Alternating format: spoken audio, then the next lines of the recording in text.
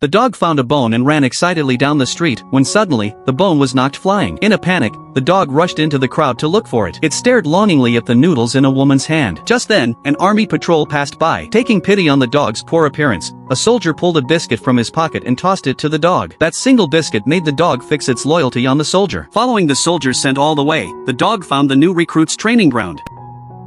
The clever dog dug a hole in the ground, squeezed through the gap, and climbed inside. Guided by the smell of food, the dog made its way to the camp kitchen only to find the table covered with ribs. But before it could take a bite, the cook chased it out. The dog ran wildly through the camp and accidentally bumped into a soldier. Catching a familiar scent, it realized this was the very soldier who had fed it. So it squatted down beside him and refused to leave. When the soldier tried to shoo it away, the dog's barking attracted the officer. Seeing the way the soldier and the dog looked at each other, the officer assumed the dog belonged to the soldier and told him to take good care of it. Later, when the officer was training the recruits, the dog even stood at attention in a perfect military posture, winning the officer's affection. After days of wandering, the dog finally had a home. It followed the soldier and began life in the camp, winning everyone over with its cleverness and obedience. However, when war broke out, the soldier, still a new recruit, had to head to the battlefield. Before leaving, the dog crawled into the soldier's bag, hoping to go with him. But the soldier tied a leash around its neck and entrusted it to the camp cook. Watching the soldier's departing figure, the dog fought to break free from the leash. Following the soldier's scent again, it reached the train station. The train the soldier was on had already started moving, but the dog ran along the railway tracks, managed to climb onto the back of the train,